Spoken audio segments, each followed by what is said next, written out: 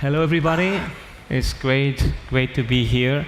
I think you enjoyed a lot the last speakers. So I hope we can also keep up with that high level of engagement in this lively discussion with these amazing investors and entrepreneurs, right? I think it's great to be able to talk about the two visions, right? From the entrepreneurial perspective and from the investment perspective at once. So I would like to find out with the first question for Marie-Christine. I mean, you are an early pioneer in the internet, and also you are an edtech investor. So you have this privileged vision on where technology in edtech is going. So we'd like to hear from you and see how many buzzwords you can use in the same sentence. So what do you think is the key trends in technology in edtech? Is it blockchain? Is it AI? Can you give us some light around that? So, hello everybody. So I will definitely say AI and adaptive learning.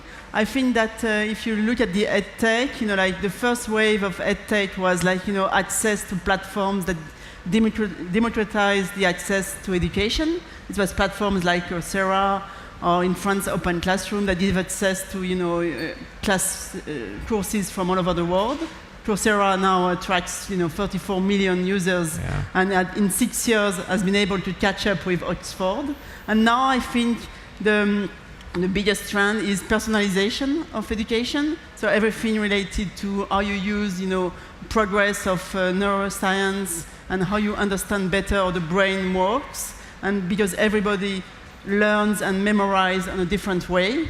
And this is what AI will be able to do, on a large scale, give to everybody a personalized path of learning. So I think this is the biggest trend. But then, AI in edtech becomes a buzzword. Like every startups now use AI in its speech. And I think that not everybody is doing real AI, because you need to really be able to manage a lot of data to do real AI. So you have to be clever and understand the real AI and the not so real adaptive learning. But I think personalization, and the good thing of personalization in education is that it really reduces drop rate. All the studies show that, for example, Arizona University has done a lot of studies in AI and in math learnings, and they have been able to prove that it has reduced drop rate by 50%. So I think that's really, and that's one of the biggest impact edtech could have in the society, is reducing really the people that really go out of school and drop out of school. Very nice. And you mentioned you need to manage lots of data. You also need to get access to this data, which is not easy either, right? I mean, that data becomes a very wealthy thing, and not every startup has access to all this information. I would like to see if there is any controversy here, and ask for each of you, in one single sentence, if possible, if you agree this AI the key trend, or is it anything else? So maybe starting from Avi and moving to the rest. Well, in general, I believe that in the end of the day, it's not technology that makes the difference, but rather a human behavior that based on technology. Like if we look on, let's say, Uber or Airbnb that changed the world in their domain, it wasn't with the technology, although technology was involved An there. enabler, right? Yeah. But echoing what Marie-Christine was saying, I think AI is a really game changer because it changes our behavior, and especially around dialogue and conversation, like all the chatbots and voice assistants can really change the world in these senses. Awesome. So great. Yeah, that's good. Okay. Sonia, please. I think also as a trend, parents and really the consumer is really investing a lot in non-curricular expense for the household. So I think we're seeing a lot of big trend in tools that parents can really access in terms of additional math courses or language for children. So it's really startups that target the consumer in a more non-curricular, so outside of the school. And that's something that there's a lot of consumer money that is, each household is devoting to that. So I think that's a very interesting trend as well. Thank you. Thank you. So Freddy, one sentence, what do you think is the key technology that's going to change edtech? I don't think there is going to be artificial intelligence. There is not. I think that artificial intelligence will be present everywhere, but I think first of all, I think that people overestimate what artificial intelligence actually is. It's fancy pattern recognition. It's not yet conversational AIs or stuff like that. It is extremely useful, and it opened the path for things like adaptive learning, which I think are going to be game changers at a certain level. But we still have bigger problems in terms of education. I don't want to be negative. I think that EdTech is going to be something, it's already something that is affecting a lot of people's lives. And that for the first time, people that live in a country without infrastructure, as long as they have internet and a computer, will be able to compete in the tech industry. But that's not true for other kinds of jobs that require infrastructure.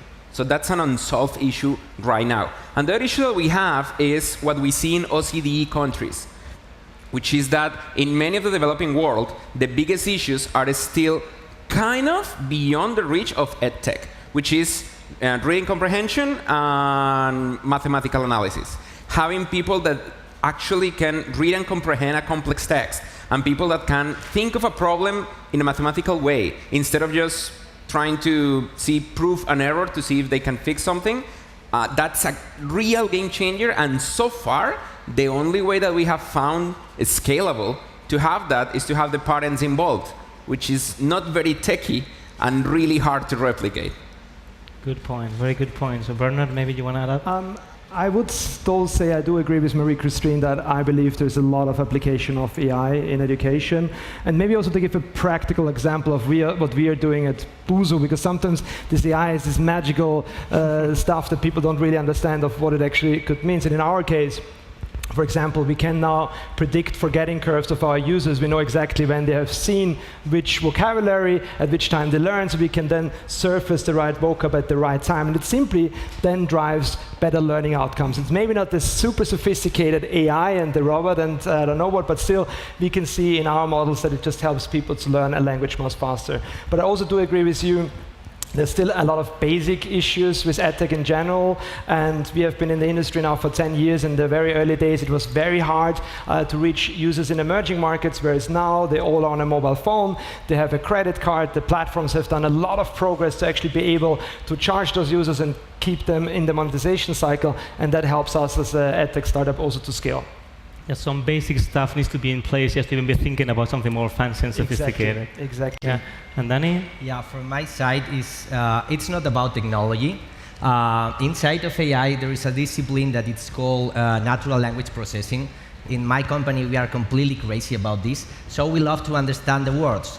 Technology is knowledge of techniques. So basically, humans, all the companies all over the world are technology. For me, the chance is not in technology, it's in philosophy. Technically, philosophy is friends of the knowledge. So I think that definitely we have to change the paradigm in order that we are working as humans, in order that in the future are going to be humans, and robots, robots. My point is that many times are humans working as robots, and sometimes robots working as humans. So there is a phrase that explains everything. When you think that a human is great, you say it's like a machine. And when you think that the machine is great, you say, wow, it looks human. So I'm saying, sorry, am we crazy? Humans to do the job of humans with creativity, and machines to do the job of machines. That's the chance that I want to watch outside. Very nice. I like this human robot or robot human. Very nice. So what I like about this panel is we have different kind of entrepreneurs from early stage to much more advanced and much more experienced. We raise over the tens of millions of dollars. Same thing with investors. We have early stage investors and more later stage investors. So I would like to follow this path, with this roller coaster with you and ask you a few questions. I would like to start with Avi. You invest mostly in early stage startups in the UK and Israel. What is it? It's maybe good for the audience. What kind of things are you looking for when you are trying to find disruptive teams without very much market validation yet? Well, I think we're looking at mainly two things. Like, first of all, the team. It should be a team that, and it's always almost a cliche, but it's a correct cliche. Teams that can really deliver, teams that have a very good bonding among themselves and a good relationship, and a team that is flexible enough to change and pivot down the road. And as to the product, we're looking for products that are not amplifiers of the existing system. Like, we don't look for another LMS system or another ebook system that really take or try to look at the present and try to reflect it in a stronger way. We don't look for those kind of startups. We look for startups that really uses this culture of the digital age to really suggest an alternative to the educational world, like really change this atmosphere. Very nice. And moving then to the entrepreneurial perspective, Dani, you are a young startup, so you started recently. What do you think are the biggest challenges you're facing in this early stage, in Spain particularly? Yeah. So, okay, in Spain, and giving context, we are from Asturias. So I'm from Asturias too, so yeah. I like that. Yeah. So in my village there are 4 people, today 3. Yeah. So basically it's, and the first year we are 3 years old. The first year in the beginning, like in every place, is about to have the team build something great and passionable in order to share with others. The biggest challenge in the beginning was to have the trust of big corporates. For us was completely changeable. I remember the first year to have the trust of Nespresso or Unilever changed everything, because when you knock on the door of big corporates and they watch you and say who you are. Now it's a completely different stage. Now we are working with more than 30 great corporates. So now the challenge is how to scale. I just came from US this year. They have a great massive market. And so all the VCs say, why you don't move there? And I always say, I'm from the United States of Europe, so I prefer growing organically in Europe and discovering, for example, yesterday I was in France, my CEO is today in Austria. I think that we have a great biodiversity. It's difficult, it's completely different, it's not the easy way, but I think that if we believe more, and they have Hollywood, they have Hollywood, so they have all the trust, but we know we have the complexity in biodiversity. So if we use in the right way, I think that we could change the game completely. Nice. If we move forward then in company evolution, Freddy, Platzi is now having enormous traction, already raised significant rounds of funding, and you, as you were telling me, you are based in many different cities yourself, right? I mean, you're moving between Bogota, Mexico, Silicon Valley. There is this trend of Latin American companies who are able to become pan-regional and sell from Bogota into maybe Santiago de Chile or Argentina. Do you think there is potential for these pan-regional companies in LATAM, or should you be looking more into the US as a bigger market? That's interesting. We focus mostly on the Latin American market. Most of our students come from there. We have 700,000 students right now. I think that Latin America is special for a very specific reason. If you compare the amount of money that they invest in Latin America versus the amount of money that VCs invest in India, India wins by far. Yeah. But the GDP per capita and the buying power of an average Latin American is way higher than that of the average Indian. The market is bigger. The issue is that India is a single market, while Latin America is 12 different markets. Platzi, for example, charges in 12 different currencies. And because we have our accounting in US dollars, every time that something weird happens in Argentina or Mexico, etc., I have to add a slide to the board meeting. So in Argentina, this happened, it's not my fault. In subscribers, I'm still growing. They just lost 72% of their value. So that's an issue when you do things in Latin America. But on the other hand, the beauty about doing education in developing markets is that they appreciate it more and work harder. The biggest issue with alternative education in developed markets is that the mainstream, they don't go for it. Normally, when you see a developed market, there are normally 2 types of customers for non-traditional education. One is the very poor, and the other is the very rich. The very rich because they are witnesses to what happens when you invest in your own education, and most of their people around them, hopefully, are lifelong learners. And the very poor because they're screwed by default. They don't have a choice. They will invest more of their own income to try to advance in life and to try to get their kids to advance in life. In developing markets, in places like Latin America, you obviously see that, but you see it in the middle class as well. Everybody's trying to advance. And the other issue with Latin America is that of all the people that we have that are at an age bracket or a situation where they can get higher education, only 14% of them get it. Not because they can't, sometimes they can't, but mostly because that's the amount of chairs that you have at universities in Latin America. Only as many as 14%, which effectively means that going to college is a privilege. Going to college is something that you can only do if you were born in the right family, if you were born in the right city. That's why I think that we are going to still focus on Latin America, and we're going to still focus in developing markets, because the opportunity is huge. And we have only scratched the surface. We have 700,000 students, but last year, 1.5 million jobs in the tech industry remain vacant. Not that there are 1.5 million jobs, but that 1.5 million opportunities didn't have a candidate. So the hunger for talent is big, and because of the automation of everything, the hunger for technical talent will remain big for a long time. So I'm basically very hopeful. And then one question to you, why then open an office in Silicon Valley at all? Is it for funding? We have the official answer and the real answer. We are here alone with just some friends. So as long as this stays here. So the real answer is mostly, funding, of course. Yeah. When you try to raise money in Silicon Valley and you don't have an office in San Francisco, it's weird. So, and everybody does it. It's not only Latin America. I see people in Canada that say, oh yeah, we have an office in San Francisco. What they have is a subscription to WeWork. So sometimes they can rent a room, but that's it. We have an actual office. If I have investors here, we have an actual office in Silicon Valley. My co-founder lives there. A bigger WeWork, right? But there's another, bigger WeWork. There's another reason. We at Platzi, what we want to achieve is that we want to pivot the economies of Latin America. We want to make the economies of our countries economies that are no longer based on natural resources and manufacturing. We want them to actually leverage the human talent that we have in our nations.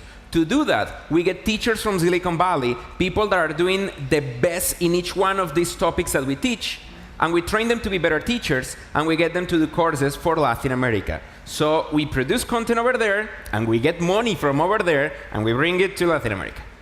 And now you a Delaware company, or? No, I'm a Delaware C Corp. Delaware C Corp, That opens a complete new panel if we talk about Delaware, So moving then back to the investor side and a bit more later stage, I mean, Sonia, you in Kibo, you have invested in many of the most successful stories from Spanish entrepreneurs moving internationally, and many moved to Latin America too, right? So there is these two kind of markets that Freddy explained here, and a friend of mine explained it was like hard butter markets where the knife is hard to cut into the butter, right? Or the soft butter where the knife actually gets a bit easier, but there's much more competition. So what do you see? We saw Freddy's opinion, which clearly understood. But what do you think would you encourage entrepreneurs to do from Spain and other countries? Should they try to expand in LATAM or in Southeast Asia? Or should they try to go to the US as the biggest markets for the beginning? I think it depends. I mean, we don't see Latin America being the natural expansion area for a Spanish company per se. No. And to be honest, some companies in our portfolio, education and non-education, have gone Latin America, but most have really expanded into Europe and into the US. And we have a lot of companies that have opened up offices in the US, and they're attacking both markets. It really depends on the product. We have companies like Odilo, for instance, and they're very big in Latin America. They have a product that, because they have access to content in Spanish, that's really a differentiating factor for them. So it's made a lot of sense for them to go to countries like Uruguay. They're working on really interesting projects in Peru and Chile, and they're talking to the governments to really see how they can improve reading skills for kids in school using their platform and access to the content. But equally, they're competing in the US and getting projects to win and have their content being in public libraries in New York and in other states. So it really depends. We have another company in our portfolio called GameLearn, which is in a similar space as our friend here. And they sell to corporates, and they're in Spain, they're in Latin America, and they're expanding into Europe simultaneously. So I think as long as you have a product that can scale, the reason why we fund companies is because they have the team that is able to scale the company, and it doesn't need to be sometimes, it could be even easier to go to Europe than Latin America, just because maybe the maturity of the market is different and they're more, their willingness to adopt new technology is there quicker. So depends. So there is no recipe, unfortunately. No. So then let me go back to the entrepreneur. We have here Bernhard, the veteran in the room, I would say, right? After 10 years running Busuu very successfully. I think you are now reached 80 million users, right? Which is completely mind-blowing. So you were mostly doing a lot of B2C, but you are also recently started to do more B2B and working with corporates. Yeah. And since you have also some corporates in the room, some of them from Telefónica, so maybe you can explain how do you think startups can work with a corporate in the edtech environment? Yeah, absolutely. Yeah, we started as a consumer business, and we're focused on that for quite some time. And then actually we did the mistake of going into corporate far too early. Mm-hmm. So we might have had a few million users at that time, and we thought it actually makes so much sense to offer a product also to corporates. And we put a bit of more effort on that, and I went to fancy corporate fairs and trying to sell to corporates.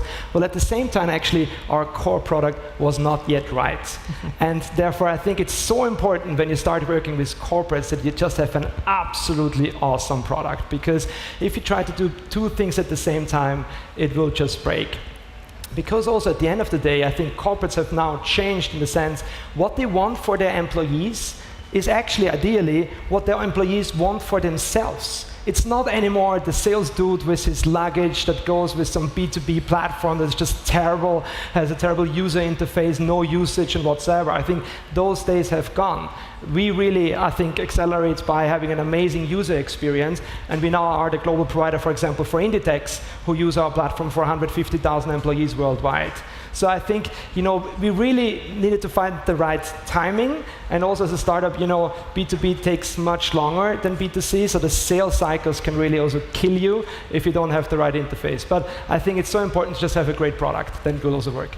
I love this. I think it's called like this consumerization of the applications, right? That you as a user wants to have the same experience in your daily life, that at work, and learn the same way and play the same way. So there's going to be a blurry of lines around B2C and B2B over time. Absolutely, because at the end of the day, employee also uses Facebook and Twitter and plays with games, so they want to have cool experiences as a learning experience as well.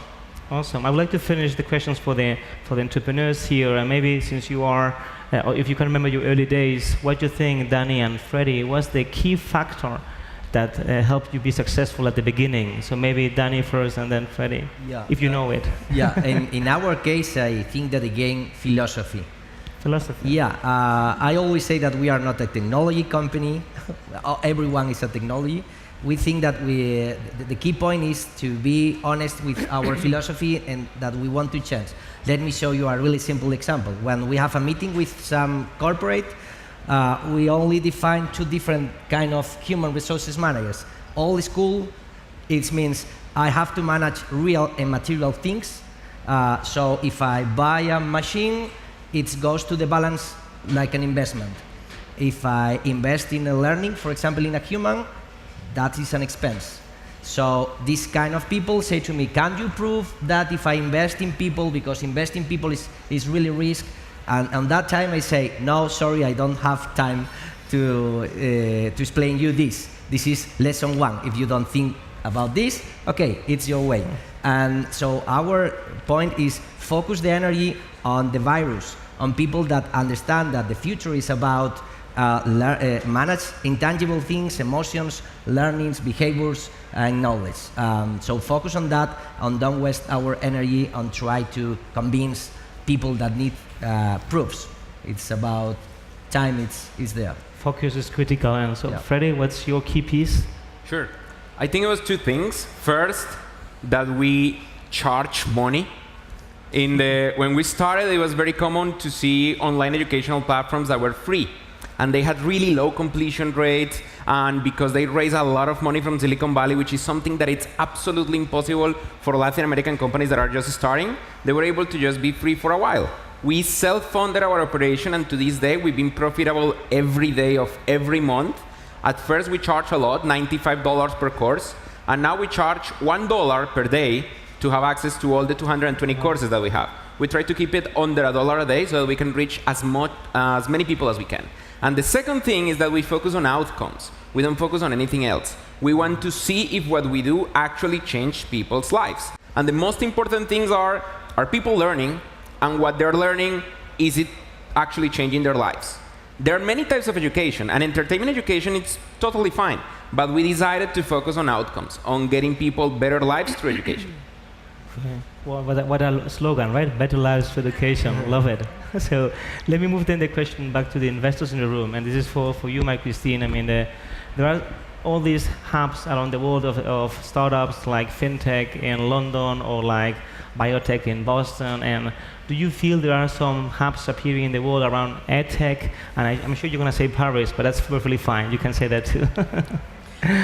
Basically, I think the EdTech scene is quite booming in Europe, and it's quite new. I think that the fact that we have a big conference here in Spain about EdTech is, a proof. I think in Europe, if we see, they're like the Scandinavian countries are quite advanced.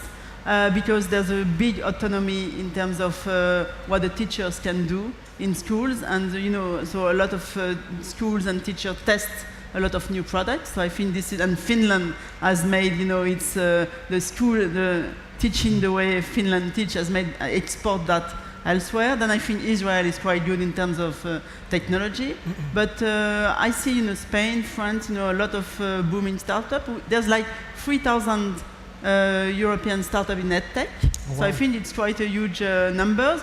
What we have now is that for the moment, a lot of startups are still small, because it's a new area. I think EdTech is a bit like the web was, like 20 years ago. But, we begin to have example of companies that have been able to scale, like you yourself, Busuu. In France, we have Open Classroom that really did a big fundraise. They attract General Atlantic for 60 million euro. That was really one of the biggest fundraise in EdTech in Europe. So I think really it's booming. What we have, which is quite, I think we are lagging a bit behind China and US, mainly due to the length of converting our educational systems to EdTech.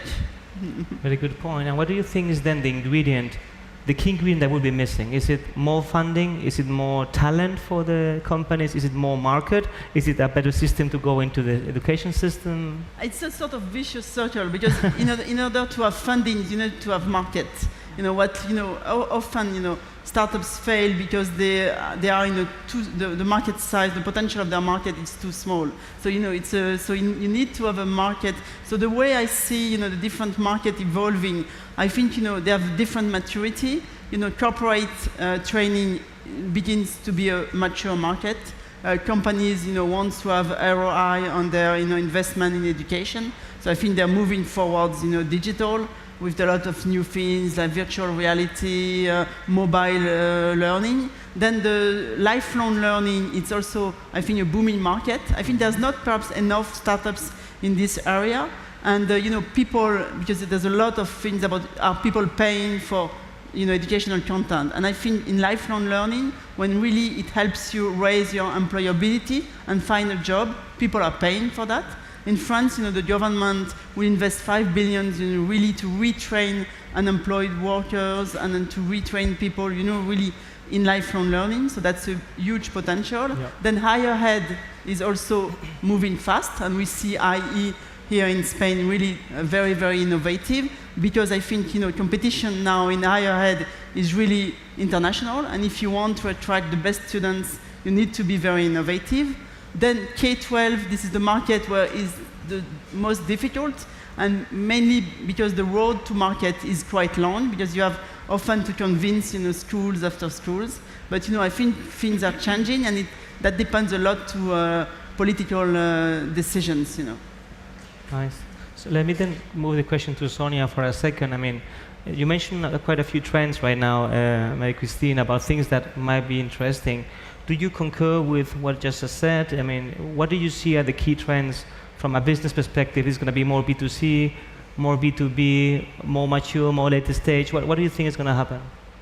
Yeah, I think it's interesting. I was reading about data from 2017. There was like 9.5 billion investment in EdTech around the world. And only 13% of that was K-12, and 8% of that was what is called K-20. So essentially, kids K-12 and high school and beyond. So I think that is really fundamentally, there's like a missing link, because there's a lot of money invested in EdTech, but not enough is really going to the classroom, and we need to understand why. And it's probably because investors, we need a return, and it's very difficult to change the go-to-market for some of the, we were studying some startups that wanted to go into the K-12 market in the US, and I was in the US talking to friends that I have in that space, and they were like, don't go there.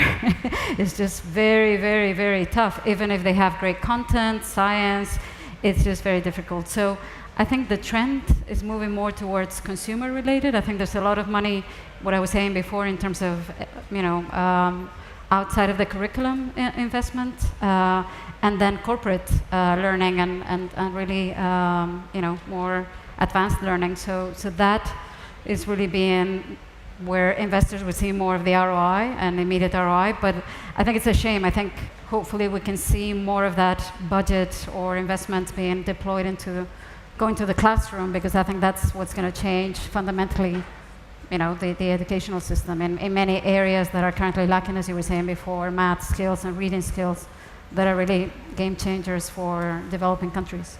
So. Nice, good.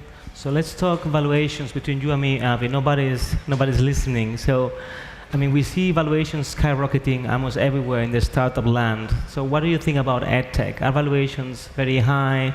Are they still going to be growing massively? What is your take on this?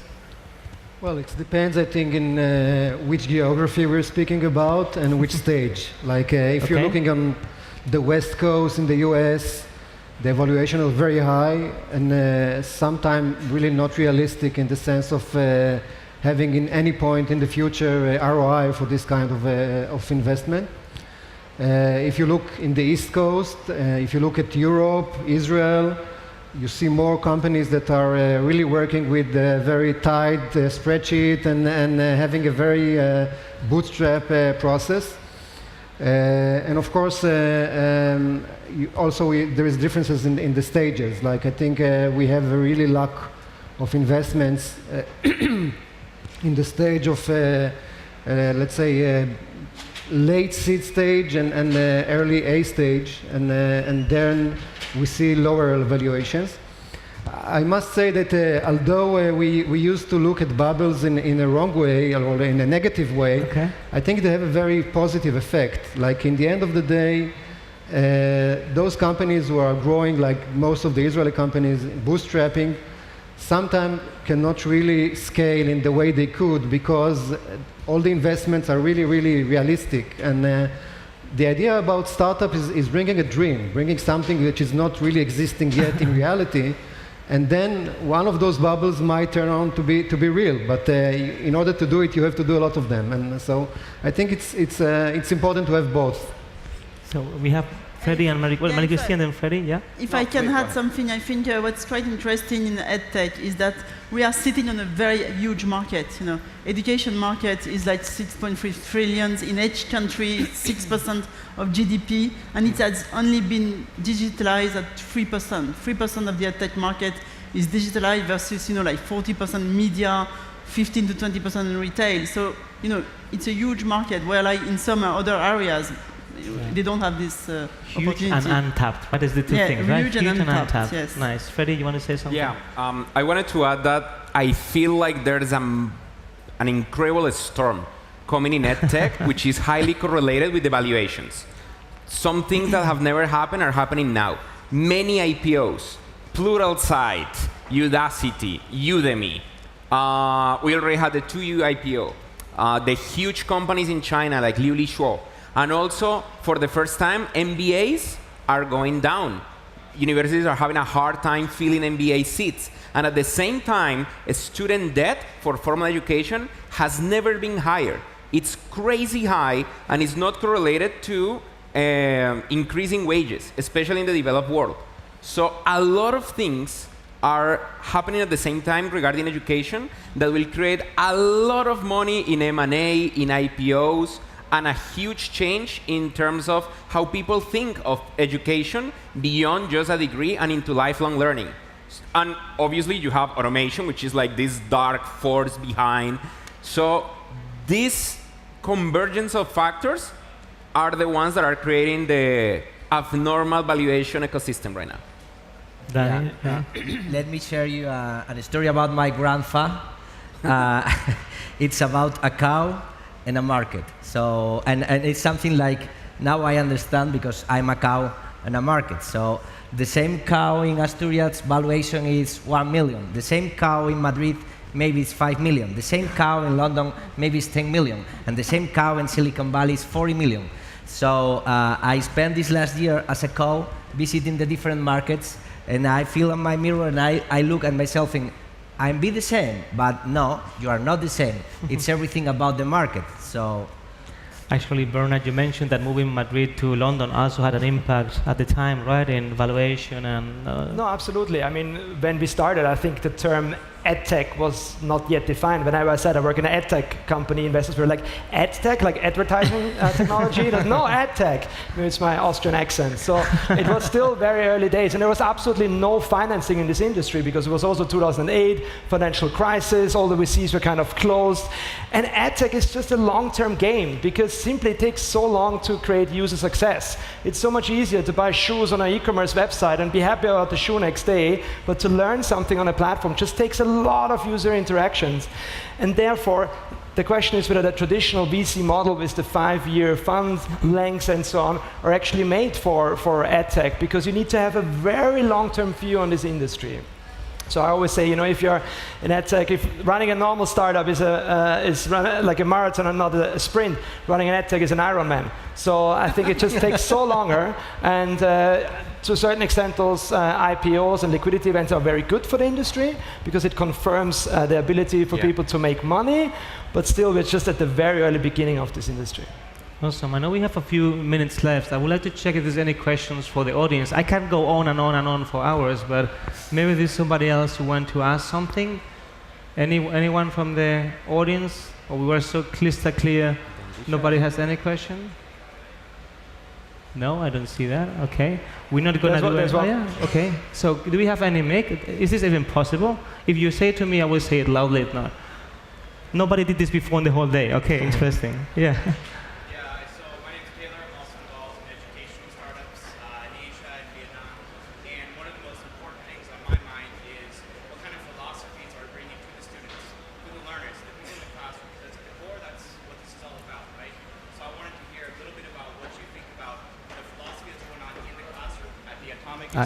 Okay, I was going to do it for you, but then you can do it yourself. Okay. Yeah, please. But yeah, do you guys hear the question? No, but you need. But no, the audience didn't. The audience didn't. So please go ahead. So I'll just say my name is Taylor. I've spent the last 5 years in Vietnam working in an educational startup, and the kind of like core thing that we always worry about is our philosophy that is facing the students. Like, what experience are the students having in the classroom every day? They go home, they tell their parents, they tell their friends what's going on in the classroom. And now we're kind of moving to the hybrid model, the educational model that's online and beyond. And I'm thinking, from each of these panelists, what kind of philosophy do you feel is most important to bring into the classroom day to day? So keep it very, very short, please. One sentence each, or the ones who want to answer, yeah? I'm not sure I get it. What kind of philosophy? Philosophy. You are teaching the students. Okay. You speak about philosophy. Let me. From my point of view, there is only simplifying too much. 3 philosophies.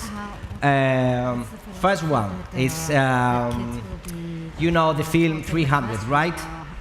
Okay, so that's Sparta. Is this going to be a short answer? Or No, yes, short answer. Okay. So, expertise, Sparta, Socrates, dialogue, and Aristoteles, speech. I think that the problem is that everything is about pitch and not people speaking.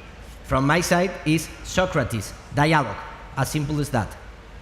Oh, anyone wants to answer? Yeah? I think it's all about learning outcomes. I mean, if the users have a great experience online and learn something, they will come back. That's what is all that matters. In our case, In our case, our core value, which is also our tagline at Platzi, is never stop learning. Abandon the idea that you will study one career for the rest of your life and embrace the idea that every 5 to 10 years you will learn to be something completely new.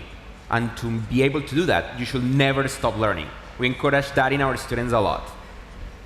I think for me it's getting students engaged. So I think probably the traditional method of the teacher standing up and the student receiving the information is not the way that kids interact with anything nowadays. So it's really getting them engaged, and whether it's flipping the classroom, making it more focused on them, or doing them, asking them to do assignments where they're getting engaged. It's really for the teacher to find the way that children can be, like to learn, which is really the challenge.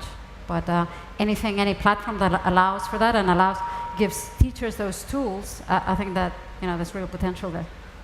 I think it's like for children more motivation, more engagement, and as like 65% of the children in primary school will do a job that we don't know what this job will be. I think it's really teaching them how to be flexible, creative, how to learn all their life long, how to develop that critical thinking more than really the traditional methods. Avi? I think from a startup perspective, I think the best attitude should be to have no philosophy, to come really very open to this audience, like you are an anthropologist or research an entity that you never saw before, because these kids are so different from kids 5 years or 10 years before.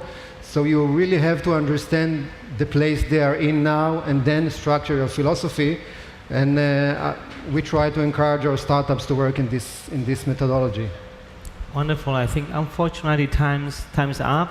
So I would love to thank all the panelists. As we said, this is an Ironman, to be an EdTech entrepreneur, but we have the support of great investors here.